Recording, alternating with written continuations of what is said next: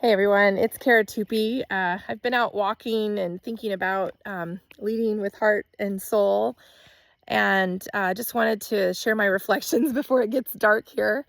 Um, yeah, this book, this has been great, Dr. Scott. Thank you for bringing it to us. Um, so much of what has been shared already on the video reflections talks about the ways in which vision is really key to being able to lead with heart and soul. And I fully agree with that. I wanted to kind of take a moment to center something that Dr. Scott wrote. It's on page 13 in the first chapter. It says, "It seems a bit paradoxical, but the more complex my life became, the more fulfilled I became as a person."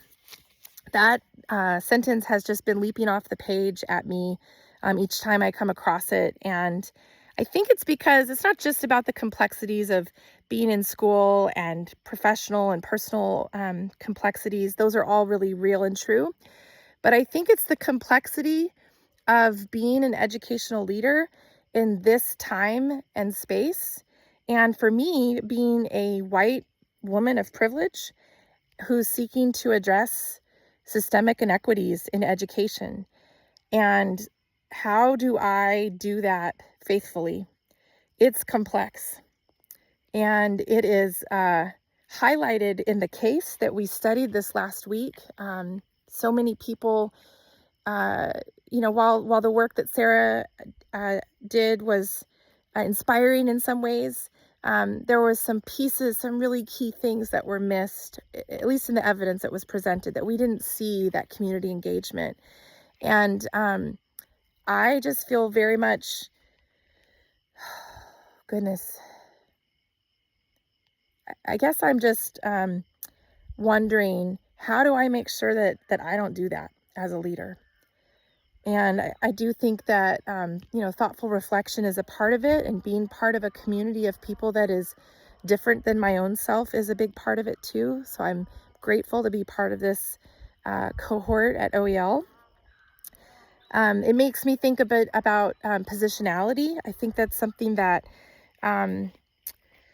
recognizing our positionality in the spaces that we work, that is something that I'm wanting to just kind of unpack a little bit more. I don't know that I have a lot to say about that right now, but it's on my mind.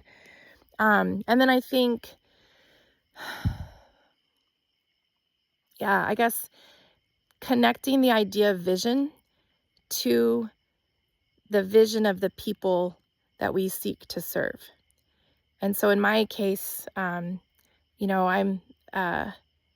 serving communities that have been impacted by climate change, communities whose voices have traditionally been marginalized in conversations about race and conversations about climate justice and conversations about education. And so as I kind of begin to unpack like my positionality in the midst of that conversation and think about vision, it's causing me to kind of wonder, how do I take this personal vision that I have for my own life, and how do I don't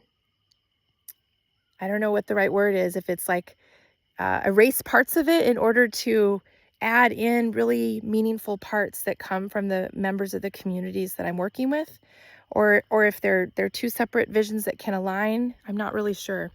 So this is just a really authentic reflection this week. And I think that I just feel really grateful for the discussion we had in class that's kind of brought this to a really real space for me as I'm working through the implementation plan that my partner and I have for our nonprofit. So thank you guys for being willing to speak the hard things in class, and I'm grateful to be part of it.